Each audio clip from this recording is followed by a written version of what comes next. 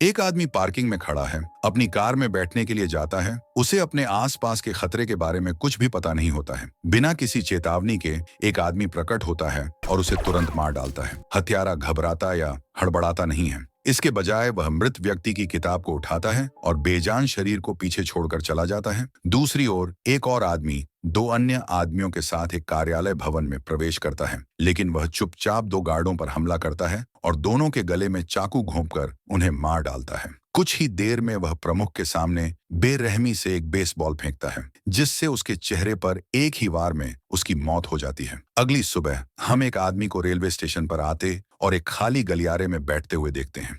वह अगली ट्रेन का इंतजार कर रहा होगा। घंटों इंतजार करने के बाद वह अपनी सीट पर सो जाता है। अचानक उसकी नींद खुलती है और वह अपने सामने व्हील चेयर पर बैठे एक आदमी को देखता है। वह आदमी उसे बातचीत करना शुरू करता है। जब वह उसे कोई कहानी सुनाने वाला था, निक की रुचि कम हो गई और उसने बातचीत बंद करने का आग्रह किया, लेकिन उस आदमी ने अपना परिचय स्मिथ के रूप में दिया। फिर स्मिथ एक कहानी सुनाना शुरू करता है। उसकी आवाज शांत लेकिन गंभीर है, क्योंकि वह उसे मैक्स नाम के एक आदमी और अपराधियों के एक समूह के बारे में बताता है, जो कई साल पहले घुड़दौड़ में शामिल हुए थे। उन दिनों घुड़दौड़ सिर्फ एक शौक नहीं था, ये एक राष्ट्रीय जुनून था। बड़े बड़े लोग इस खेल में दांव लगाते थे और रातों रात अमीर बनने का सपना देखते थे। मैक्स कई अन्य लोगों की तरह इस खेल का हिस्सा बनना चाहता था। उसने एक खास घोड़े के बारे में जोरदार अफवाहें सुनी, जो इस दौड़ में जीतने की गारंटी देता था। इस बात पर विश्वास करते हुए मैक्स ने भी इस खेल में दांव लगाने का फैसला किया। उसने बड़ा दांव खेलने के लिए एक गिरोह से पैसे उधार ले लिए। दौड़ के दिन मैक्स ने अपने बेटे को साथ लेकर जाता है। जैसे ही वे पहुंचे, मैक्स ने अपने बेटे को कार में इंतजार करने को कहा, यह कहते हुए कि वह जल्दी वापस आ जाएगा। लड़का थोड़ा परेशान था, क्योंकि उसके पिता उधार लिए पैसों से जुआ खेलने वाले थे। तुम्हें कार में ही रहना होगा। मैक्स ने उसे दिलासा देने का प्रयास किया, यह कहते हुए कि जीत से उसका भविष्य सुनहरा हो जाएगा और उसकी स्कूल की फीस भी आराम से चुका दी जाएगी। वह चाहता था कि उसका बेटा डॉक्टर बने और उसके परिवार का नाम रोशन करे। इसके अलावा उसे विश्वास था कि वह सही काम कर रहा है। उसे पूरा भरोसा था कि वह जीतेगा। अगले सप्ताह तुम और मैं एक बॉल गेम देखने जाएंगे। मैक्स स्टेडियम में जाता है और बेसब्री से उम्मीद करता है कि जिस घोड़े पर उसने दांव लगाया था वह जीत जाए। लेकिन मैक्स को यह नहीं पता था कि दौड़ में शुरू से ही धांधली की गई थी। हाँ, यह सब अमीरों और ऊपर वालों का काम है। यह कभी किस्मत या हुनर का मामला नहीं था। यह एक ऐसा ढांचा था जो आलीशान डिनर पार्टियों में रचा गया था। दौड़ के दौरान जिस घोड़े पर मैक्स ने दांव लगाया था वह अचानक गिर जाता है और इस हार ने सब कुछ बर्बाद कर दिया। रेस से पहले ही एक सट्टेबाज ने मैक्स को चेतावनी दी थी कि गिरोह के पैसे न चुकाने पर उसे जान से मार दिया जाएगा। लेकिन मैक्स ने इस खतरे को नजरअंदाज कर दिया था, क्योंकि उसे उम्मीद थी कि सब कुछ अच्छा ही होगा। रेस समाप्त होने के बाद मैक्स पार्किंग में लौटा तो पाया कि उसकी कार और उसका बेटा गायब थे। गिरोह ने उसके बेटे का अपहरण कर लिया था। मैक्स को भी जल्द ही अगवा कर लिया गया। उसे बेरहमी से प्रताड़ित किया गया। उस पैसे न चुकाने की सजा दी गई जो उसके पास असल में थे ही नहीं। आखिरकार गिरोह ने मैक्स की पत्नी और उसके इकलौते बेटे दोनों को मार डाला। जैसे ही स्मिथ कहानी सुनाना खत्म करता है, वह अचानक अपनी व्हीलचेयर से उठता है और उस आदमी की गर्दन तोड़ देता है। बिना किसी कारण के उसकी बेरहमी से हत्या कर देता है। फिर स्मिथ शांति से निक के शव को व्हीलचेयर से पार्किंग में ले जाता है। फिर वह उसे लाद कर लंबी दूरी तक, शायद शहर से बाहर चला जाता है। इसी बीच हम एक अश्वेत व्यक्ति को एक आलीशान होटल से बाहर आते हुए देखते हैं। हालांकि जैसे ही वह इधर उधर देखता है, उसे एक स्नाइपर गोली लग जाती है, जिससे उसकी मौत हो जाती है। उस परेशान करने वाले दृश्य से अनजान स्वेन नाम का एक युवक बाथरूम में खड़ा होकर अपने चेहरे से बचा हुआ शेविंग फोम पोंछ रहा था। अचानक दरवाजे पर जोर से दस्तक होती है। स्वेन सिर्फ एक तौलिया पहने हुए पास आता है और दरवाजे को खोलता है, इस उम्मीद में कि शायद कोई पड़ोसी या कोई डिलीवरी वाला आया होगा। आपको काफी समय लग गया। महिला का नाम लिंसी है। वह स्वेन को उस जगह पर देखकर चकित रह जाती है, उसके तौलिए की वजह से नहीं, बल्कि इसलिए कि वह अपने दोस्त निक से मिलने की उम्मीद कर रही थी, जो इस अपार्टमेंट का मालिक है। स्वेन को जल्दी ही भ्रम का एहसास हो जाता है।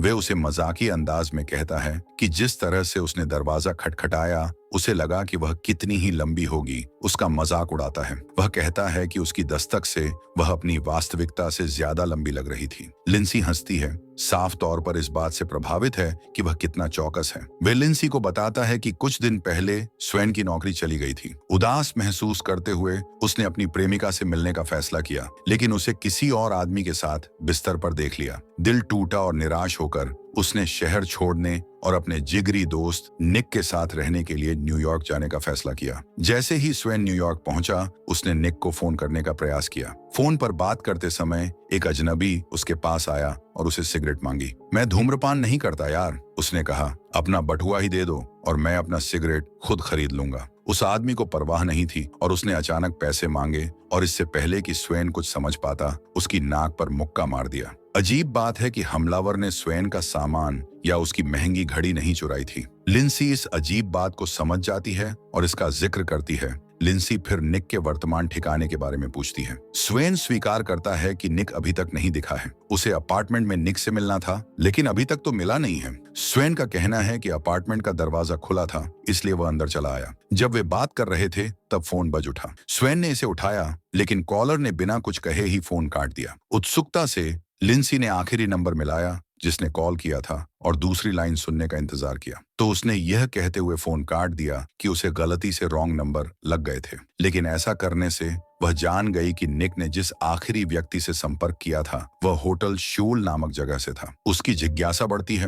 वह मानती है कि निक मुश्किल में हो सकता है। लिंसी इसे एक रहस्य के रूप में देखती है। वह अपने काम के सिलसिले में यहाँ से चली जाती है, लेकिन वह चीनी भूल जाती है जिसे वह उधार लेने आई थी। जैसे ही स्वेन कपड़े पहनने के लिए अपना तौलिया गिराता है, वह अजीब पल पर हंसते हुए लौटती है।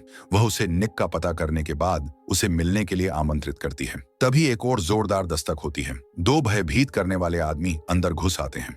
वे बॉस के लिए काम करने का दावा करते हैं और मानते हैं कि स्वेन ही निक है। स्वेन जोर देकर कहता है कि वे निक नहीं है। उसका बटुआ पिछले हमले में चोरी हो गया था, इसलिए उसके पास कोई आईडी नहीं है। मैं वह आदमी नहीं हूँ जिसे आप ढूंढ रहे हैं। मैं यहाँ नहीं रहता। हाँ ठीक है, आप उस आदमी की तरह दिखते हैं जो यहाँ रहता है। आप कौन हैं? मैं स्वेन हूँ। आपके पास कोई आईडी है? वो बताते हैं कि बॉस ने उन्हें आदेश दिया गया है कि जो भी अपार्टमेंट में है उसे ले आए। वे स्वेन को एक मुक्का मारते हैं और उसे एक पेंट हाउस में ले जाते हैं जहां बॉस रहता है। स्वेन बॉस को कहता है कि आपके आदमियों ने गलत आदमी को लेकर आ गए हैं। आखिरकार बॉस ने मामले का खुलासा किया। निक का $96,000 का कर्ज बकाया है। क्या आप मुझे $96,000 देना चाहते हैं? स्वेन अब पहले की तुलना में बहुत अधिक उलझन में पड़ गया। फिर स्वेन को एक सुनसान इलाके में ले जाया गया जहां स्लिम नाम का एक आदमी जमे हुए कमरे में बैठा है। बॉस के पुकारने पर कोई प्रतिक्रिया नहीं देता है। ये वही आदमी है जिसे हमने फिल्म की शुरुआत में एक पार्किंग स्थल में हत्या करते हुए देखा गया था। अपनी जान के डर से स्वेन ने कबूल किया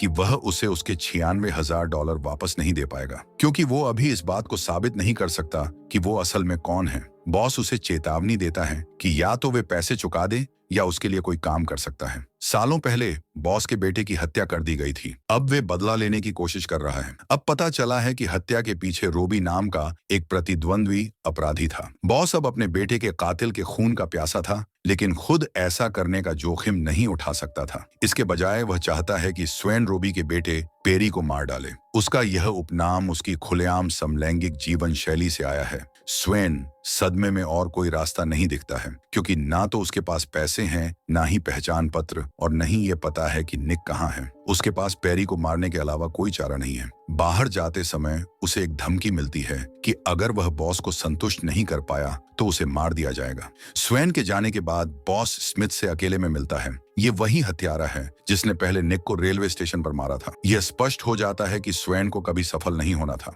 क्योंकि बॉस ने पहले ही स्मिथ को पेरी को मारने के लिए नियुक्त कर लिया था। स्वेन तो बस एक बलि का बकरा है। हत्या होने पर उसे ही दोषी ठहरा दिया जाएगा। बॉस की बिल्डिंग के बाहर खड़ी एक कार सब कुछ देख रही थी, जिसके अंदर दो आदमी जासूस के रूप में काम कर रहे थे। वे नए आदमी के रूप में स्वेन को देखते हैं। निक के अपार्टमेंट में वापस आकर स्वेन ऐसा दिखावा करने का प्रयास करता है जैसे सब कुछ ठीक हो। लिंसी फिर से आती है और जोर देकर कहती है कि वह रहस्यमयी कॉल का पता लगाने के लिए उसके साथ श्योल होटल चलने के लिए कहती हैं। वह होटल में काम करने वाले किसी व्यक्ति को जानती है जो कॉल रिकॉर्ड की जांच करने में उनकी हेल्प कर सकता है। जब वे बात कर रहे होते हैं, स्वेन एक अखबार उठाता है और पहले पन्ने पर एक खबर पढ़ता है। ये हॉपकिंस नाम के एक लापता आदमी के बारे में थी। स्वेन कहता है कि मैं इस आदमी को जानता हूँ। ये बात लिंसी का ध्यान खींचती है, खासकर इसलिए क्योंकि हॉपकिंस पहले भी अन्य रहस्यमयी गायबियों से जुड़ा हुआ था। उसकी सहज बुद्धि से बताती है कि कुछ बड़ा होने वाला है। स्वेन उसे बताता है कि वह इससे पहले भी मिल चुका है, जो अब मर चुका है, क्योंकि उसने उसे एक चलते फिरते फ्रीजर में देखा था। उत्सुकतावश उसने पूछा कि उसने अभी भी तौलिया क्यों पहना हुआ है और वह बीच में कहाँ गया था। लेकिन इससे पहले वे कुछ कह पाता, लिंसी को एक कॉल आती है और वह जवाब देने के लिए चली जाती है। जैसे ही वह दूर जाती है, स्वेन कपड़े पहनता है। लेकिन इससे पहले कि वे लिंसी से बात खत्म कर पाता, दरवाजे पर फिर से दस्तक होती है। इस बार यहूदी कपड़े पहने दो आदमी खड़े थे। वे स्वेन को बताता है कि कोई रोबी नाम का व्यक्ति उससे बात करना चाहता है। स्वेन जोर देकर कहता है कि वह इस नाम के किसी भी व्यक्ति को नहीं जानता है। लेकिन एक बार फिर ये आदमी भी उसे मुक्का मारते हैं। इस बार उसे रोबी से मिलने के लिए ले जाते हैं। ड्राइव पर स्वेन ने नोटिस किया कि रोबी की इमारत बॉस की इमारत के सामने ही है। गुर्गे ने स्वेन को बताया कि पहले बॉस और रॉबी दोनों अच्छे जिगरी दोस्त हुआ करते थे, लेकिन अब वे एक दूसरे के कट्टर दुश्मन हैं। अब वे आमने सामने की इमारत में रहने लग गए हैं। वे दोनों इमारत को छोड़ने से डरते हैं जिसमें वे रहते हैं। कुछ ही देर में स्वेन को रोबी के कार्यालय में लाया जाता है, जो शहर की आपराधिक दुनिया का एक और शक्तिशाली व्यक्ति है। रोबी स्वेन को बताता है कि उस पर ठीक $33,000 का कर्ज है। निक समझे जाने से पहले ही थक चुका था। स्वेन एक बार फिर जोर देकर कहता है कि तुम्हारे आदमियों ने गलत व्यक्ति को लेकर आ गए हैं। स्वेन यथासंभव धैर्य से समझाता है कि निक सिर्फ उसका एक दोस्त है और उस पर किसी का कर्ज नहीं है। रॉबी चुपचाप सुनता है, फिर ठंडे स्वर में जवाब देता है कि इससे कोई फर्क नहीं पड़ता है। स्वेन के पास अब कर्ज चुकाने के लिए सिर्फ 48 घंटे थे। कोई बहाना नहीं, कोई और चर्चा नहीं। जैसे ही स्वेन को रोबी के आदमी ले जाते हैं, पर्दे के पीछे की सच्चाई सामने आने लगती है। रोबी पुष्टि करता है कि उसने भविष्य में होने वाले हमले की आधी रकम स्मिथ के खाते में डाल दी गई है। बाकी आधी रकम बॉस के मरने के बाद दे दी जाएगी। रहस्यमयी हत्यारा स्मिथ वहां प्रकट होता है और जवाब देता है कि जल्द ही वह काम पूरा कर देगा। यही हमें पता चलता है कि स्मिथ गुप्त रूप से रोबी का सहयोग कर रहा है। हालांकि उत्सुकतावश रोबी पूछता है कि स्वेन इसमें क्यों शामिल है, जबकि इस योजना में उसकी कोई जरूरत नहीं है। स्मिथ कहता है, उसके और मेरे बीच अधूरा काम है। ये छोटी सी टिप्पणी इशारा करती है कि स्वेन की संलिप्तता उससे कहीं ज्यादा गहरी है, जितना दोनों अपराधियों को नहीं पता है। रोबी कहता है कि स्वेन बिल्कुल भी निक जैसा नहीं लगता है। इसे मीलों दूर से ही पहचाना जा सकता है। स्मिथ मुस्कुराता है और चुपचाप यहाँ से चला जाता है। अपार्टमेंट में वापस आकर स्वेन लिंसी को उसका इंतजार करते हुए पाता है। वह उत्साहित दिखती है, जैसे उसने पहेली का कुछ हिस्सा सुलझा लिया हो। वह बताती है कि वह होटल शोल गई थी, वही जगह जहां से पहले रहस्यमयी कॉल आई थी। वहां काम करने वाले एक आदमी के सहयोग से उसने पता लगाया कि कॉल करने वाला कोई और नहीं बल्कि स्मिथ था। वह होटल की लिफ्ट में उसकी एक तस्वीर भी लेने में कामयाब रही। इसलिए मैंने अपने सेल फोन से उसकी एक तस्वीर ली, जो शुरू में मुझे पूरी तरह से बेकार लगी, क्योंकि जिस तरह से उसने तस्वीर को खींची थी। लेकिन जब वह इसे स्वेन को दिखाती है तो वह कहता है कि वह उस आदमी को नहीं पहचानता है। हालांकि लिंसी उसे बताती रही कि यह कैसे हुआ। तस्वीर लेने बाद उसने स्मिथ का पीछा किया, जब तक कि वह किसी इमारत में प्रवेश नहीं कर गया, और उसने बाहर रहकर उसका इंतजार करने का फैसला किया। लेकिन कुछ ही देर बाद एक आदमी इमारत से बाहर आता है, जो और कोई नहीं स्वेन ही था। इस कारण स्वेन की लिंसी के सामने पोल खुल जाती है। वह उसे वह सब कुछ बताता है जो उनकी आखिरी बातचीत के बाद से हुआ है, मारपीट से लेकर दो अपराध मालिकों द्वारा उसे निक समझ लेने और कैसे वे उसे अलग अलग काम करने के लिए धमका रहे हैं। बाद में स्वेन फिर से बॉस से मिलता है। इस बार वह रोबी के बेटे, जिसे पेरी के नाम से जाना जाता है, वे उस पर हमला करने के लिए सहमत हो जाता है।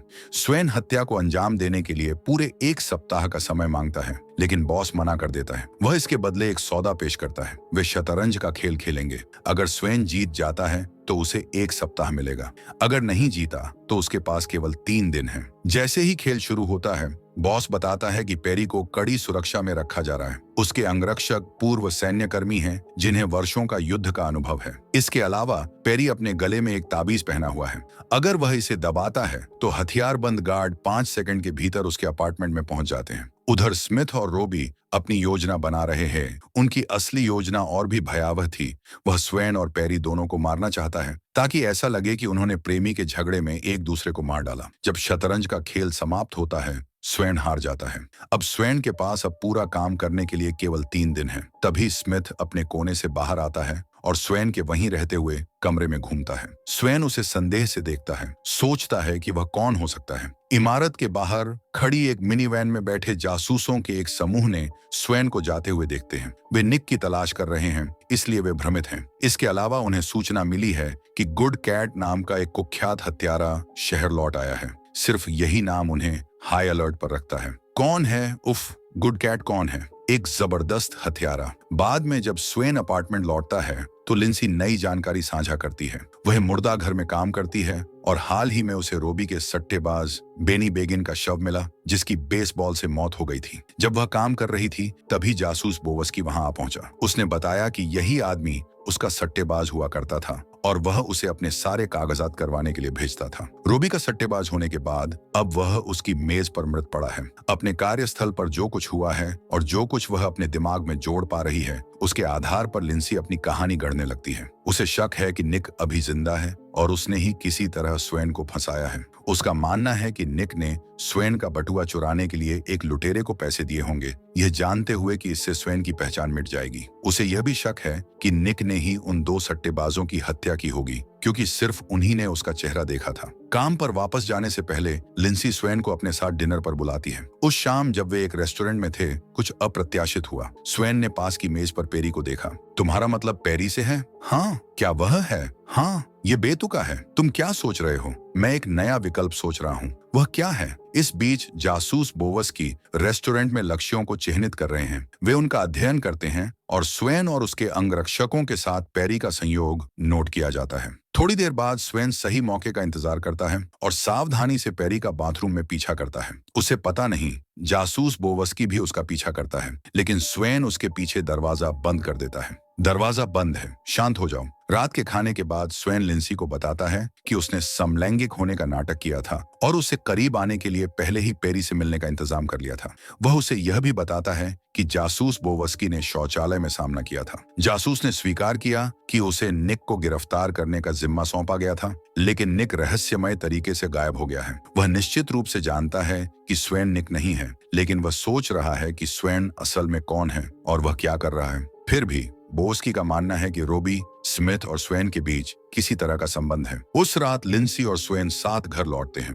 वे एक अंतरंग रात बिताते हैं, इस बात से अनजान कि उनके आसपास कितना खतरा मंडरा रहा है। लेकिन फिलहाल दोनों के बीच दोस्ती हो रही है और लिंसी स्वेन के साथ होने पर उत्साहित महसूस करती है। अगली सुबह स्वेन अपने और लिंसी के लिए 2 कॉफी लेने निकलता है, लेकिन रास्ते में पुलिस उसे रोक लेती है। वे उससे उसकी पहचान के बारे में पूछताछ करते हैं और जब वह मजाक करने या चालाकी दिखाने की कोशिश करता है तो जासूस बोवस्की उसे एक पंच मारता है। तनाव को महसूस करते हुए स्वेन ने अपना पूरा नाम हेनरी स्वेन कैल्वा बताता है। उसे हिरासत में लेने का कोई कानूनी कारण न होने के कारण पुलिस ने उसे जाने दिया। बाद में बॉस के 2 गुर्गे अपार्टमेंट में आते हैं और स्वेन को एक सूट देते हैं। फिर वे उसे पेरी से मिलने के लिए ले जाते हैं। इस बीच अपार्टमेंट की इमारत के बाहर कुछ चौंकाने वाली घटना घटती है। रोबी के गुर्गे अपनी कार में मृत पाए जाते हैं, जिन्हें बॉस के आदमी बाहर ले जाते हैं। स्वेन पेरी की इमारत में आता है।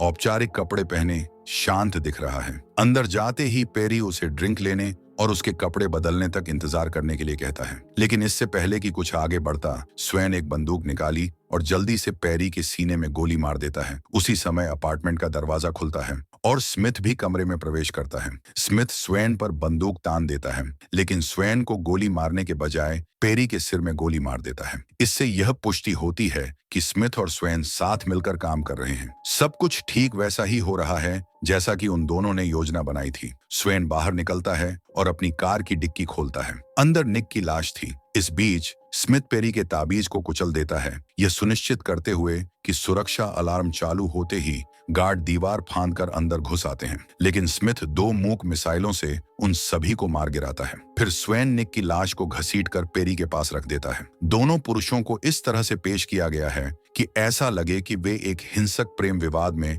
मारे गए। कुछ ही देर बाद अपार्टमेंट में विस्फोटक लगा दिए जाते हैं और उसे उड़ा दिया जाता है, जबकि स्मिथ और स्वेन बिना किसी की नजर में आए चले जाते हैं। लेकिन बदला यहीं खत्म नहीं होता। स्मिथ और स्वेन लिफ्ट से बॉस के कार्यालय जाते हैं। ऊपर जाते समय वे उसके बचे हुए अंगरक्षकों को मार देते हैं। अंदर जाकर स्मिथ बॉस से भिड़ जाता है, जबकि स्वेन आखिरी बार रोबी से मिलने के लिए चला जाता है। बॉस इस बात से क्रोधित है कि हत्या की साजिश कितनी स्पष्ट प्रतीत होती है। वह निराशा व्यक्त करता है, लेकिन स्वीकार करता है कि बदला लेने से उसकी संतुष्टि उसके गुस्से से अधिक है। वह कसम खाता है कि अगर रोबी युद्ध चाहता है तो वह भी युद्ध करने के लिए पूरी तरह से तैयार है। इस बीच स्वेन ने रोबी को एक ब्रीफकेस दिया, यह दावा करते हुए कि इस जिसमें उसके बकाया पैसे हैं, लेकिन जब रोबी ने इसे खोला तो मामला खाली था। उस क्षण स्वेन ने अपने हाथ में वस्तु से उसके सिर पर वार किया, जिससे वह बेहोश हो गया। बाद में जब रोबी होश में आया तो उसने खुद को एक कुर्सी से बंधा हुआ पाया। बॉस भी उसके बगल में ही बंधा हुआ था, लेकिन चीजें तुरंत स्पष्ट नहीं हुई थीं। बॉस और रोबी एक दूसरे पर आरोप लगा रहे थे। बॉस ने रोबी पर अपने बेटे की हत्या का आरोप लगाया, जिसे रोबी ने साफ इनकार कर दिया।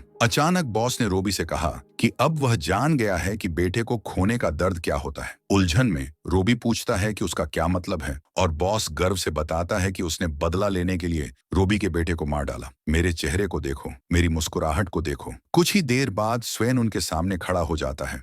अब वह अनजान या कमजोर होने का नाटक नहीं करता है। स्वेन बताता है कि वह वही था जिसने पार्किंग में पहले सट्टेबाज की हत्या की योजना बनाई थी। उसे उस आदमी के बहीखाते की जरूरत थी। पता चला कि स्वेन ही था जो बेसबॉल का इस्तेमाल करके हत्याओं को अंजाम दे रहा था। किताबें एकत्र की ताकि एक जुआरी को ढूंढ सके जो दोनों में भारी कर्ज में सूचीबद्ध था। उस निक को रेलवे स्टेशन पर स्मिथ ने पकड़ लिया था और उसकी हत्या कर दी थी। स्वेन बताता है कि अपने बदले की आग में घी डालने के लिए स्वेन ने खुद बॉस के बेटे को स्नाइपर राइफल से मार डाला। उसके बाद बॉस ने स्मिथ को रोबी के बेटे को मारने के लिए नियुक्त कर लिया था। स्वेन आखिरकार खुद को हेनरी के रूप में पेश करता है, यानी मैक्स का बेटा, जिसकी उन्होंने सालों पहले हत्या कर दी थी। खूंखार हत्यारा स्मिथ हेनरी का पालन पोषण किया था। एक नैतिक संकट के बाद जब उसकी पहचान उजागर हो गई और वह लड़के को मारने से रुक गया, स्वेन ने दोनों आदमियों के सिर पर प्लास्टिक की थैलियां डाल दी और उन्हें टेप से बंद कर दिया। दम घुटने से दोनों की मृत्यु हो गई। उन दोनों को उसी तरह मारा गया जैसे उसके पिता को मारा गया था।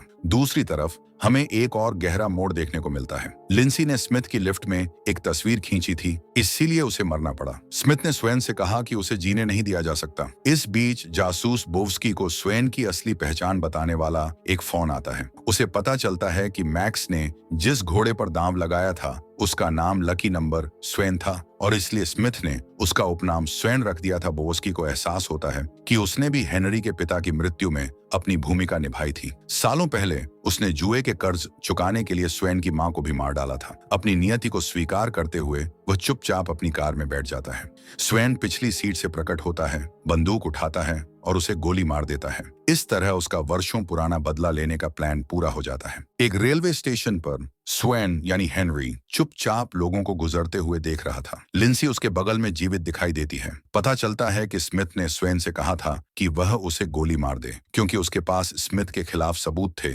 लेकिन स्वेन ऐसा नहीं कर सका और उसने लिंसी को सच्चाई पहले ही बता दी थी। जब स्मिथ ने उसे गोली मारी थी, उसे पहले ही स्वेन ने उसे बुलेट प्रूफ जैकेट पहना दिया था, जिसकी वजह से वह जीवित बच गई थी। स्मिथ को सच्चाई का पता चलने के बाद भी अब उसे जाने देने का निर्णय लिया। स्मिथ मैक्स की पुरानी घड़ी स्वेन को लौटा देता है, जो उस अतीत का प्रतीक है जिसका उन्होंने आखिरकार बदला ले लिया है। ज्यादा कुछ कहे बिना स्मिथ चला जाता है। उसका काम पूरा हो गया, उसका कर्ज चुका दिया गया। इसी सस्पेंस के साथ मूवी समाप्त होती है। मूवी अच्छी लगी तो लाइक और सब्सक्राइब कर दें। Thanks for watching.